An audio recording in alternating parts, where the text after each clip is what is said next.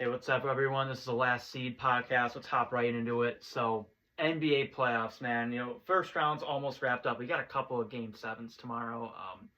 What's been the most exciting series for you so far? Any hot takes for you? Oh, necessarily hot take. Probably the most exciting would be the Nuggets Clippers. Yeah. For me with Game 7 tonight. I just felt like that's been such a even round one. Yeah. Obviously, you have your OKC who just blows past their 8 seeds and stuff like that, which is it's not surprising at all, but the stuff I think more intrigued in is this is the perfect matchup. How it's just you don't know which way it's gonna go. Yeah, it's a complete toss-up. I'm leaning a little bit Clippers. Said that before the series just because Denver's had a lot of problems defensively throughout the year, but Denver's been they're up 3-2, so yeah, they've been pretty good. But yeah, it's tight. I don't know. It's a toss-up. I can't really confidently say who's going to win tonight. Yeah, honestly, I'm not sure either. I think, like you said, I mean, I could watch one game and I'm like, oh, Denver's going to win this series. And I'll watch the next game and I'm like, yeah, never mind, Clippers are going to win. It's just, I feel like it's just whoever gets off to that, quick start, I feel like. Well, the Clippers seem like they have a little more confidence in the role players. Denver's going 6 deep right now. You know what I mean? So they really have no bench. The Clippers went a little short in their rotation last game. It took Ben Simmons out of the rotation. I don't know if you saw last game, a key adjustment I feel they made was a lot more Nicholas Batum. Oh yeah, yeah. And they were saying this isn't a guy who scored a lot of points, but they were calling him the MVP after the game. Oh yeah, he made a lot of good plays. They had small ball lineups where they had him on Jokic and stuff like that. So he was definitely an unsung hero for me. As you guys saw my one post, I was saying that, at his best, Kawhi Leonard still is one of the most valuable players in the league. He's been proving it in this series. He's been very good. I'm kind of rooting for him tonight because he's had been dealing with a lot of injuries. It would be nice to see Kawhi back at that level. And, yeah, it should be a lot of fun. Oh, for sure. I mean, I'm thinking, this is, Toronto Kawhi we're watching right now. Yes. It's seeing him, it's sweet. Whether you're a fan of the Clippers or not, it's just cool to see him out there and being able to be healthy, especially when now playoff Jamal Murray's locking in, man, and just taking over. So it's a shame one of these teams has to be eliminated. These are two teams that you can't say probably can make a run to the conference finals. Yeah. But yeah, they both locked heads in the first round. So that's a great first round matchup for sure. Yeah. And then now we got another game 7 too, Rockets Warriors. I was a little surprised honestly by the outcome of last night. I figured the Warriors at home would lock it up. They're a veteran team, but right, yeah, getting your home court to try to win the fourth game of the series to win. I mean, what else could you want? I mean, you need one more win. I thought, like you said, I thought doing it at home would have been something they would have been able to get done, but that Rockets team just keeps biting back. So yeah, they've been really having a lot of success with that big lineup with Steven Adams and Sengun. I think I even saw a couple key stats. Steven Adams was a plus 53 on the series. Wow. And they were saying I think it's per 100 possessions with Jabari Smith, who's another bigger guy. Obviously, they've been putting him at the 3, Sengun at the 4, and Adams at the 5. When that lineup's out there, they're outscoring them. The Warriors 40 points per 100 possessions. Jeez. So the Warriors obviously have not had an answer for that big lineup. They're going to have to come up with one tonight, you know what I mean, as they're game planning. Maybe you see some more Jonathan Kuminga back in the rotation. Yeah. Kevon Looney's a guy that hasn't been playing a lot this series. I wonder if if they've scraped the dust off of him, but yeah, they would have to. The Warriors are in a lot of trouble. If you not to get too much into it, but if Houston wins that series, is this the last time we see Steph and Draymond together?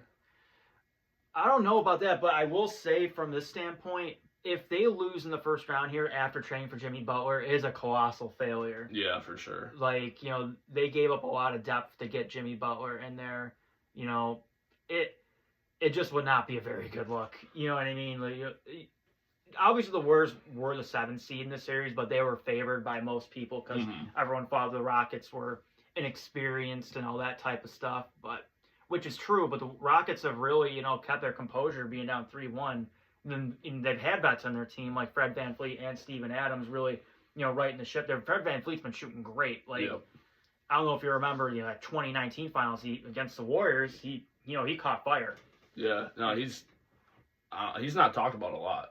I don't know why. I mean, but some people like it like that. Yeah. You know, some people, they're like, yeah, I don't need all that, you know, hype and stuff like that. I'm just going to go out there and play ball. So, yeah, he's just been that veteran presence, and he's just been insane. Steven Adams, too, like, that's a guy that I feel was very much forgotten, you know, at dealing with injuries the past couple seasons. And the Rockets basically got him for pennies in the trade deadline last year. No one thought of it, and here's this guy helping him out win a big playoff series. So right. I mean, I know Jimmy Butler's not 100%, but like you said, I mean, it's just one of those things where, I mean, obviously he's playing through it, but if he's fully healthy, I think we could be having a different story. Like, I think this series might have been over by now. But you know what's interesting? The one game without him, they won. Yeah, which is, I don't know. I don't get that. But yeah, right after that game, because after that game happened, after Warriors won that game, I'm like, all right, they won the series. That's like, you're thinking it's already over. So. Yeah, like, if they can't beat him without Butler, like, I'm figuring, okay, the Rockets blew their chance. Yep.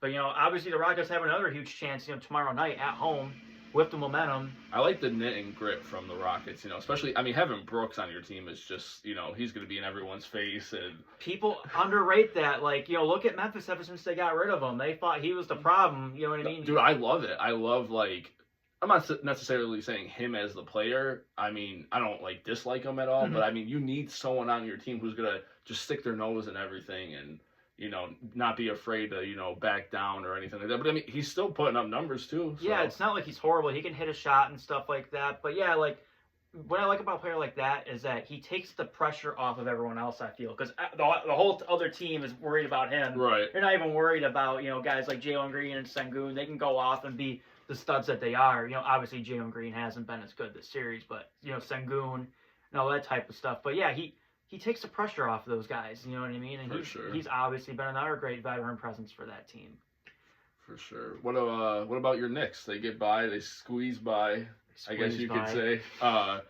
Detroit, and they're heading to the second round to play Boston. Man, that's gonna be tough. It's not gonna be easy. What I find funny about that series was after, like, you know, almost every game we were texting about, you're like, oh yeah, this is such a fun series, John. It is. He's like, are you having fun? I'm like, no, I'm not having fun. This is excruciating. You're not having fun because, you know, you're the Knicks fan, but me just being a fan of basketball, it was cool just to, I think I texted you and said it's cool just to sit back and, you know, just watch it and just see how back and forth it is. Because their last game, you know, before they won the series, I think there was, like, I counted like 5 possessions in a row. Brunson had the ball and took a shot.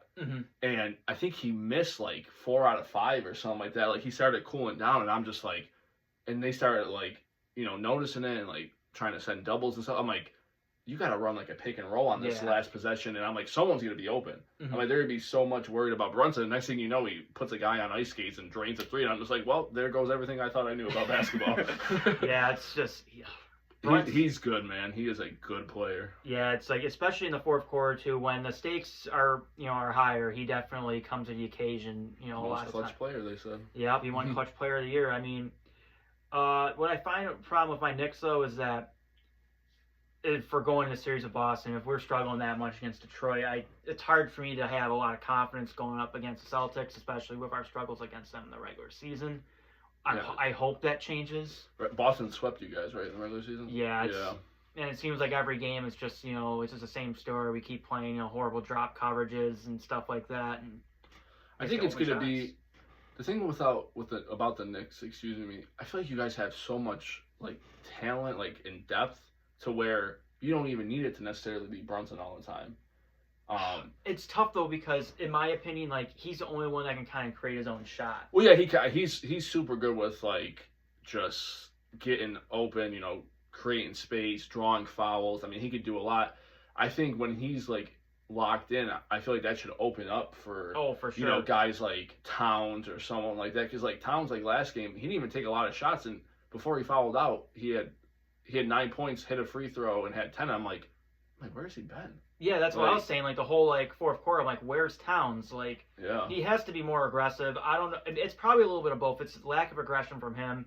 They're probably not doing, like, more, you know, sets to, like, get him involved. Like, I saw some crazy stat. Like, this was before the playoff series against the Pistons, and I saw since January, Cat only had 9 made threes off a pick and pop. Oh, wow. Which was mind-blowing to me, because you would figure that that should be like a staple play in this offense, like the Cat pick and pop, and even Right. because even if Cat's not open on it, it creates more space. For sure. You're And, getting the big out. I mean, and he's someone. I mean, he was draining some long threes this series too. So it's not like he can't hit that shot. Yeah, it's like I don't know why he was like shying away from attempting threes. Like Mhm. I thought that was the whole reason why we got him. Yeah. So Yeah, I think that Boston series will be. I think it'll be a good one. I mean, from what I hear, not that it means anything, but no one's even like giving the Knicks a chance. No.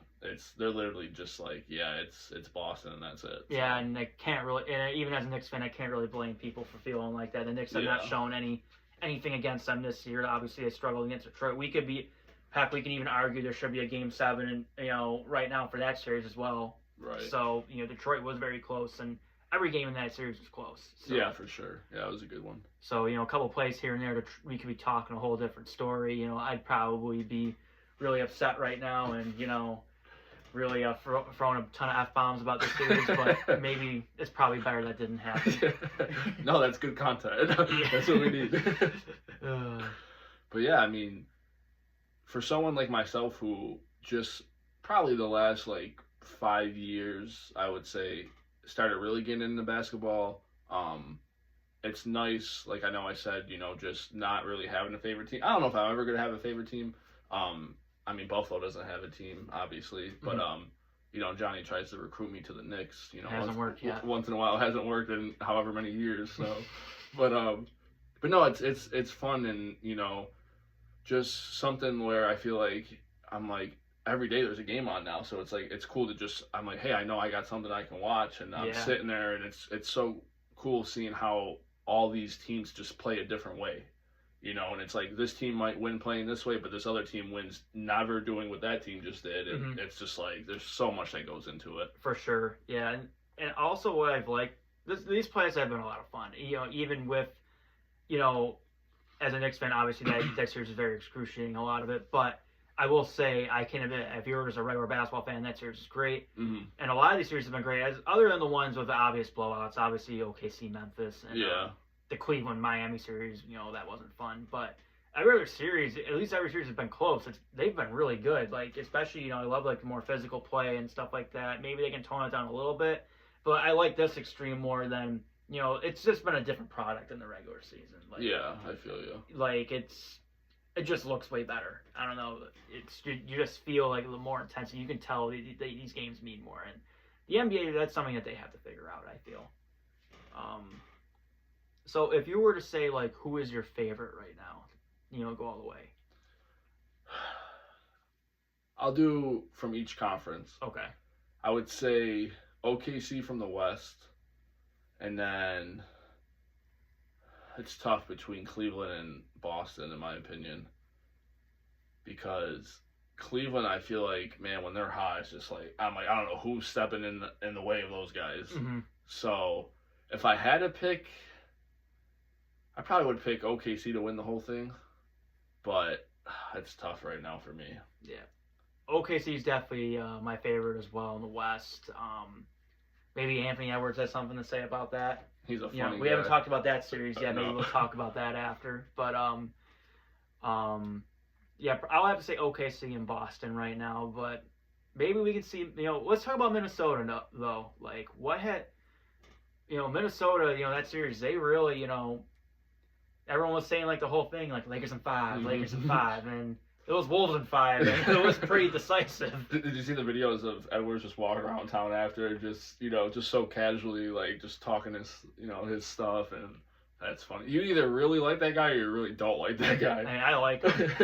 I feel like there's no in between. But yeah, I mean, I feel like the Wolves weren't even surprised. Like I feel like all along they were just like, dude, like we don't care what seed the Lakers are or anything like that. Like we know we can handle them, and it's one of those things where I feel like it was the lack of depth just caught up to the Lakers. Like no big man really, and it just came around to just haunt them. I feel. Well, before the series started, I did have the Lakers in 7.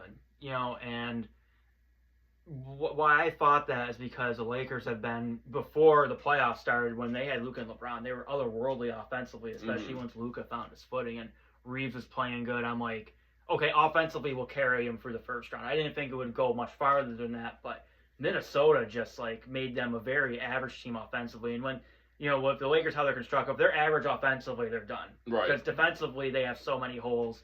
When they made the AD trade, I think they were kind of building more towards, the future past LeBron and not this year because they after Davis left, there was obviously a huge void in the middle. They had like no rim protector, and the Mark Williams trade went, got rescinded. So, the Lakers,